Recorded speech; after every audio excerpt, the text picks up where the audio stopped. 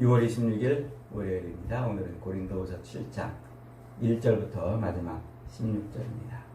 근심 대신 기쁨을 얻는 방법이라는 제목입니다. 근심 대신 기쁨을 얻는 방법.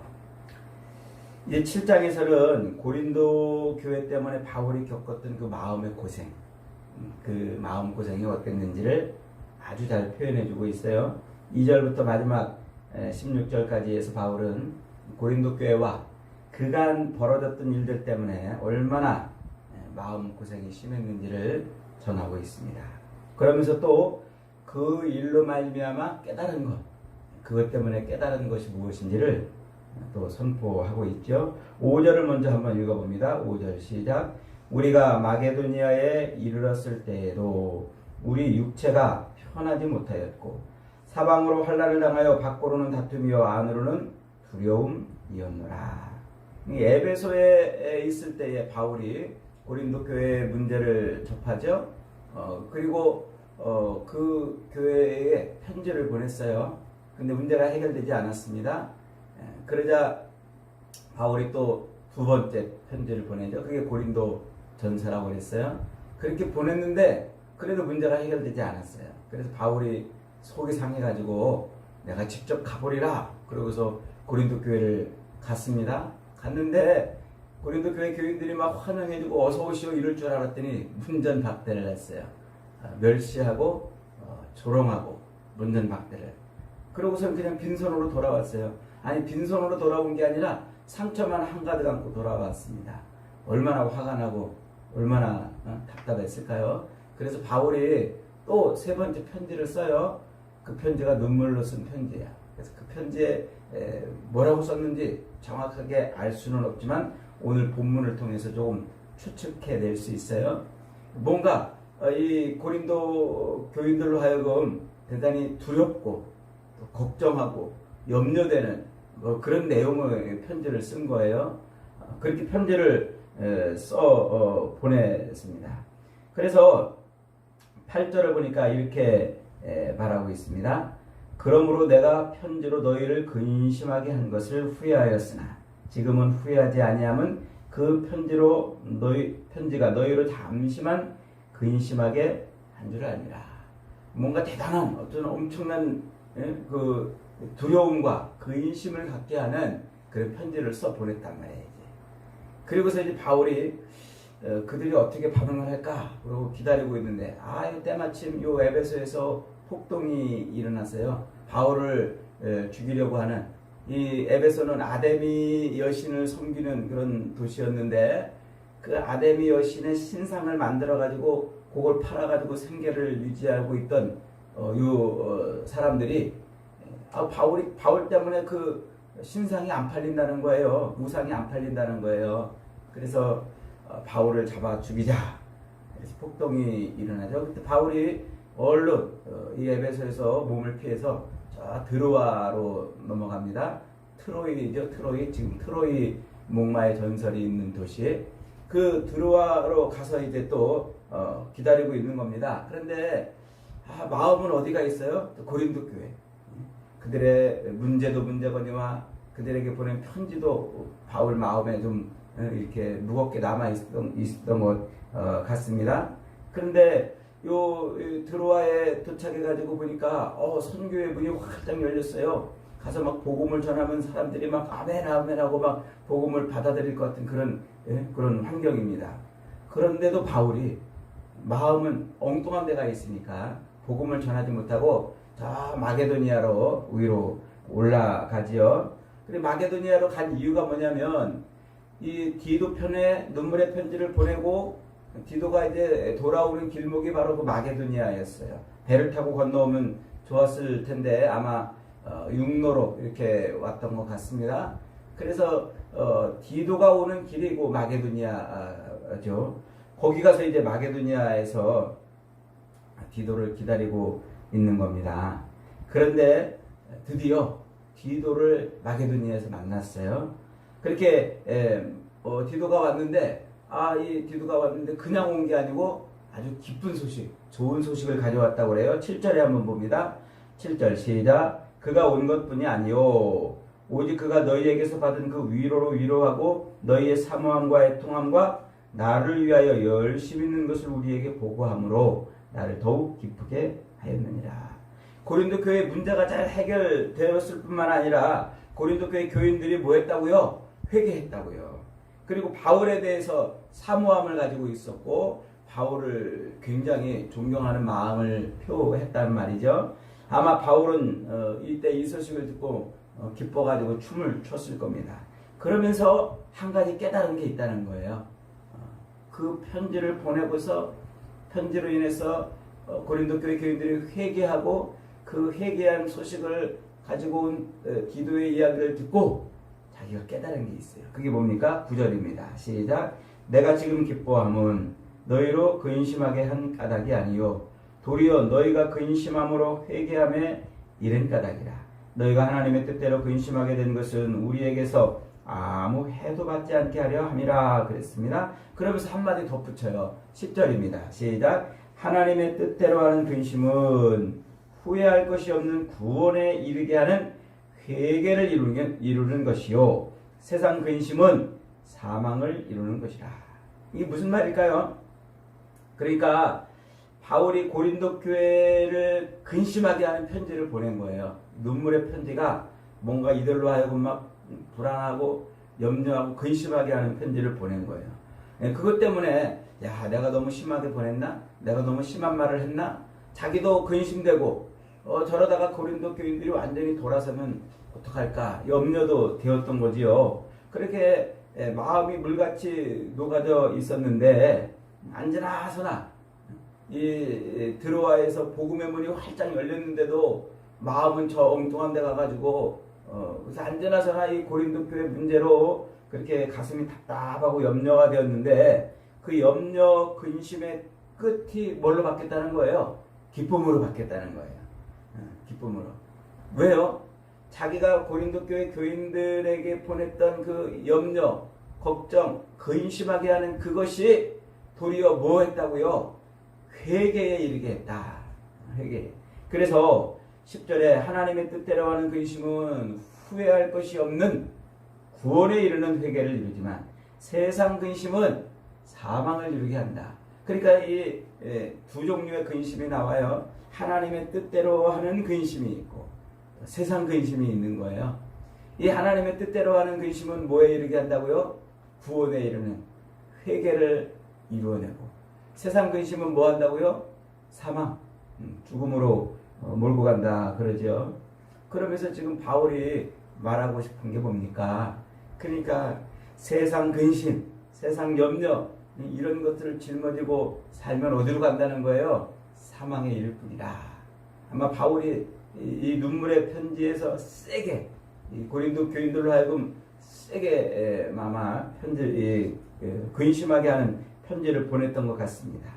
요한복음 14, 15, 16장에 가면은요 예수님께서 십자가를 지시기 바로 전날 밤에 그때 이 다락방에 모여가지고 제자들과 마지막 만찬을 나누죠. 그리고 이제 마지막 이 땅에 계시는 그 마지막 십자가에 달리기 바로 직전에 예수님이 아주 긴 설교를 하시는 장면이 나옵니다.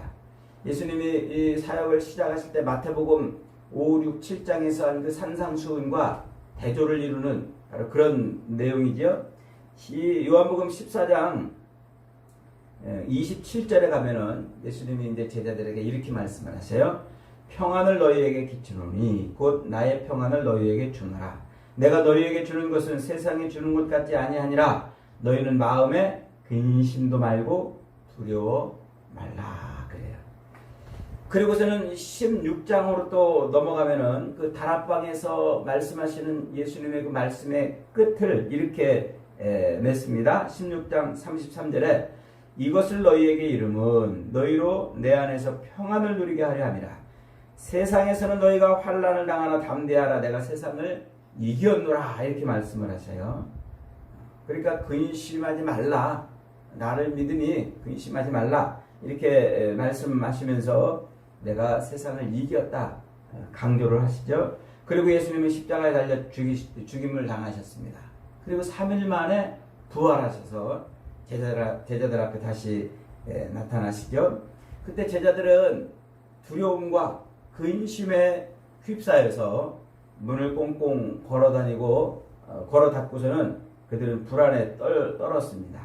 그때 예수님이 그들 가운데 오셔가지고 이렇게 말씀하셔요. 요한복음 20장 19절이죠. 이날 곧 안식 후 첫날 저녁 때에 제자들이 유대인들을 두려워하여 모인 곳에 문들을 닫았더니 예수께서 오사 가운데 서서 가라사대 너희에게 평강이 있을지어다 이렇게 말씀하세요. 평강은 곧 평안이지요. 그러니까 이 십자가 사건, 예수님이 십자가에 달려 죽으시기 바로 전에 제자들에게 말씀하신 핵심이 뭐예요? 내가 너희에게 평안을 준다는 거예요. 그리고 십자가에 달려 죽으셨다가 부활하신 다음에 오셔서 첫 마디가 뭐예요? 평안을 너희에게 준다. 이 말씀인 거죠. 그러니까 예수님은 우리 인생의 모든 염려와 근심과 불안과 두려움을 잠재우고 우리로 평안의 삶을 누리게 하시려는 분이라 하는 겁니다.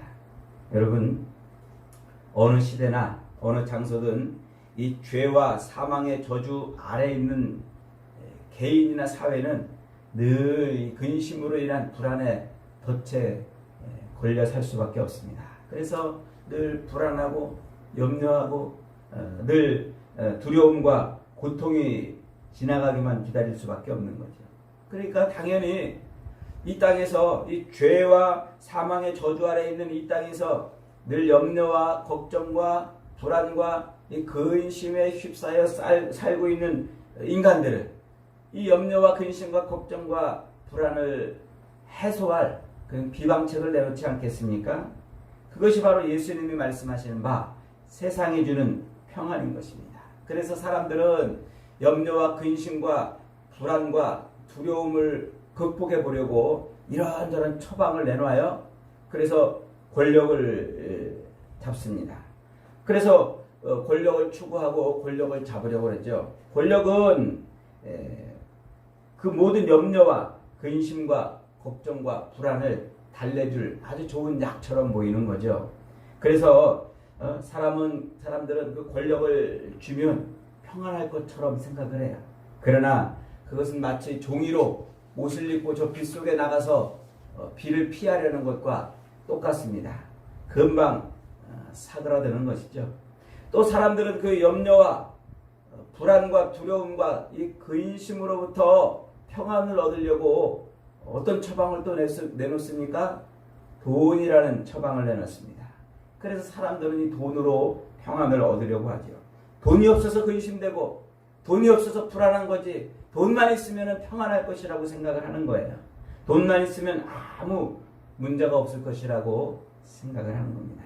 그래서 사람들은 집을 사고 통장을 불리고 연금을 들어놓고 부동산을 사놓으면 그러면 평안할 것이라고 생각해요. 그러나 이상하게도 돈을 모으면 모을수록 돈을 쌓아두면 쌓아둘수록 거기에 비례해서 불안도 커지고 염려도 커지고 근심도 커지는 법입니다. 그러니까 돈이 평안을 주는 게 아니에요. 오히려 돈은 똑같은 크기의 불안과 염려와 근심을 우리에게 가져다 주는 거죠. 그래서 또 어떤 사람들은 각종 이 오락과 쾌락과 또 춤과 약물 이런 것 등으로 근심과 불안을 잊어버리려고 합니다. 그러나 그것은 물 대신 술을 마시는 것과 똑같습니다. 취하게는 할 뿐이지 결코 갈증을 해갈시키지는 못하지요. 주로 이 세속, 그 다음에 무당 종교, 이 사이비 종교들은 우리로 하여금 뭔가를 점점 더 많이 소유하게 해서 그래서 평안을 갖게 만들지만 그러나 거기에는 평안이 없어요. 그리고 좀 고등 종교들은 금욕과 무소유로 평안을 얻게 하지만 역시 그것도 그 끝자락에는 불안과 염려와 근심밖에 없는 거죠. 그러나 예수님께서는 이 세상이 주는 평안과 자신이 주는 평안은 다르다고 말씀하고 있는 거예요. 세상이 주는 평안은 다시 불안하게 하고 염려하게 하고 근심하게 하지만 자신이 주는 평안은 종류가 다르고 차원이 다른 것이라고 말씀하고 있는 겁니다. 교회는 바로 이 예수님이 주시는 평안을 받고 그것을 누리며 나누는 사람들이 사는 그런 공동체 아닙니까? 교회는 예수님께서 근심과 불안의 종로로 타는 세상에 답으로 내놓으신 그런 평안 공동체인 겁니다. 그러므로 여러분, 우리가 이 교회를 다니면서 이 평안한 삶을 모른다면 그것은 불쌍한 거예요. 교회를 출입하면서도 세상이 주는 처방을 가지고서 평안을 얻으려고 몸부림치는 것은 정말 불쌍한 중에 불쌍한 자인 겁니다. 예수님께서 얼마나 그런 모습을 보고 안타까우시겠습니까? 여러분, 오늘 예수님께서 주시는 평안, 세상이 주는 것과 같지 않은 분명히 다른 그 평안, 그것을 우리가 분명히 알고 받아야 돼요. 그것을 가지면 우리는 세상의 처방으로서 얻을 수 없는 진짜 평안을 누리게 되는 것이죠. 그게 무엇일까요? 예수님께서 우리에게 주시려는 진짜 평안은 무엇일까요? 첫째로 하나님 아버지를 믿는 겁니다. 요한복음 14장 1절에 보니까 이렇게 말씀하십니다. 너희는 마음에 근심하지 말라. 나를 믿으니, 하나님을 믿으니 또 나를 믿으라. 그리스도인의 평안은 하나님 아버지에 대한 확고한 믿음에서 나오는 거예요. 하나님께서 나의 아버지가 되심을 확실하게 믿을 때, 그때 우리는 세상이 주는 염려, 세상이 주는 걱정, 세상이 주는 불안, 세상이 주는 근심에서 벗어나 평안을 누리는 거예요. 하늘 아버지를 믿는, 하나님이 우리의 아버지 되심을 확실히 믿는 그 믿음이 곧 우리에게 평안을 가져다 주는 것이죠. 두 번째로 예수 그리스도를 믿는 겁니다. 참 믿음은 예수님의 십자가 은총이 죄인들로 하여금 하나님 아버지께로 나아갈 수 있는 유일한 길이라고 믿는 것이에요. 십자가에 달리신 예수 그리스도께서 죄인들을 구원하시는, 세상에 있는 죄인들을 구원하는 유일한 구원의 길이라고 믿는 겁니다. 진리요 생명인 것을 믿는 거예요. 예수를 믿어야 하나님이 우리 아버지가 되십니다. 예수를 믿어야 우리가 세상의 모든 염려, 근심, 걱정, 죄, 불안에서 건짐을 받을 수 있는 겁니다. 예수님께서는 천국 아버지 집에 우리 모든 믿는 자들을 위해서 처소를 준비해 놓지 않으셨습니까? 그리고 세상 끝날에 다시 그들을 다 데려오실 것이라고 말씀하고 있습니다. 또한 예수님께서는 우리에게 예수님의 이름으로 기도하면 모든 것을 응답받는다고 약속해 주셨습니다. 그러므로 여러분, 예수 그리스도를 확실하게 나의 구주로 믿을 때, 그때 우리는 세상이 주는 그 모든 평안을 넘어서는 진짜 평안을 얻게 되는 겁니다. 그리고 세 번째, 예수 그리스도는 모든 믿는 자들에게 성령을 주시는 것임을 믿어야 됩니다. 요한복음 14장 16절에 이렇게 말씀하십니다. 내가 아버지께 구하겠으니 그가 또 다른 보혜사를 너희에게 주사 영원토록 너희와 함께 있게 하시리라. 여러분, 예수 믿으면 뭘 선물로 받는다고요? 성령을 선물로 받아요. 예수를 믿을 때 성령이 우리 안에 들어오심으로 말미암아 모든 근심과 불안의 감옥에서 벗어날 수가 있는 거예요. 완전히 나의 인생의 그 거친 풍랑과 고통의 눈물 속에서도 우리가 평안을 누릴 수 있는 것은 바로 우리 안에 오신 성령 덕분입니다. 예수님은 하늘에 계신 보혜사이십니다. 그리고 성령은 지금 땅에서 우리와 함께하고 있는 보혜사이십니다. 보혜사란 말은 구약에서 기묘자, 모사 등 원래 이 메시아에 대한 호칭으로 쓰는 말이었죠. 신약에서는 권면자, 위로자, 대언자 등으로 쓰입니다. 한마디로 성령은 예수께서 제자들과 함께 먹고 자고 가르치시며 사명을 감당하시고 동고동락하셨던 것처럼 지금 우리와 동고동락하시는 분이 성령이십니다. 하나님 아버지의 예정하심과 예수 그리스도의 공로와 약속이 하나도 어김없이 우리의 삶에서 다 성취되도록 도우시고 이끌어 가시는 분이십니다.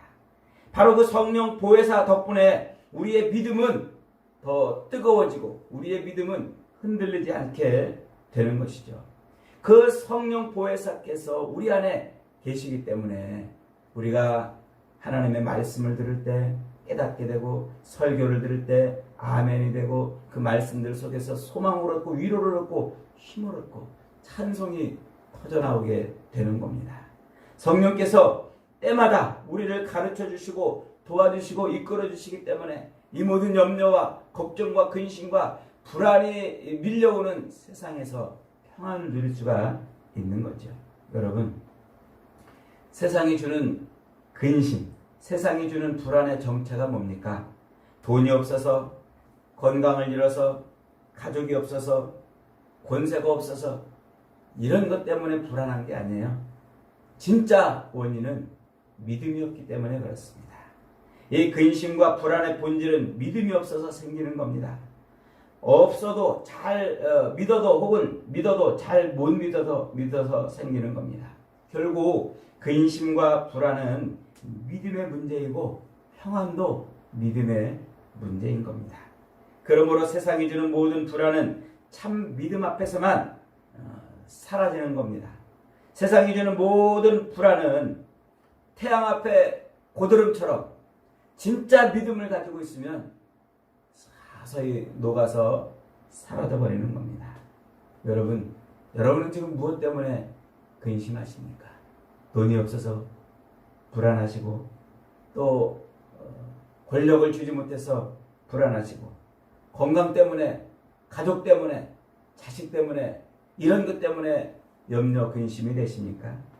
어떤 책을 읽어보니까 우리가 염려하고 근심하는 내용 중에 60% 매일 우리가 걱정하고 염려하는 그런 내용 중에 60%는 전혀 일어나지 않을 일이래요. 그 일어나지도 않은 일 가지고 우리 늘 근심하고 걱정한다는 겁니다. 그 다음에 두 번째는 결코 되돌릴 수 없는 과거의 일을 가지고 자꾸 근심한대요. 내가 근심을 해도 결코 어떻게 할 수 없는 지나간 일을 그걸 갖고 근심을 한답니다. 그러니까 정작 근심해야 될 일들은 우리 삶에서 2%밖에 안 된대요. 2%. 베드로전서 5장 7절에서 베드로 사도는 이렇게 말합니다. 너희 염려를 다 주께 맡기라. 너희 염려를 다 주께 맡겨버려라. 이는 저가 너희를 권고하심이라 말씀하고 있습니다. 사랑하는 여러분, 염려하지 마십시오. 근심하지 마십시오. 모든 염려, 근심을 주께 맡기십시오. 그러면 주님을 믿는 그 믿음으로 말미암아 세상이 빼앗을 수도 없는, 알 수도 없는 그런 평안을 우리에게 허락해 주실 것입니다. 오늘 사도 바울은 고린도 교회를 향해서 그렇게 외치고 있는 겁니다. 너희가 뭐 때문에 근심하냐? 뭐 때문에 불안해하냐? 믿음을 다시 회복하라는 거예요. 오늘 저와 여러분의 믿음을, 온전한 믿음을 회복해서 모든 염려, 모든 걱정, 모든 불안, 모든 근심으로부터 자유를 얻으시기를 주님의 이름으로 축복합니다. 아멘.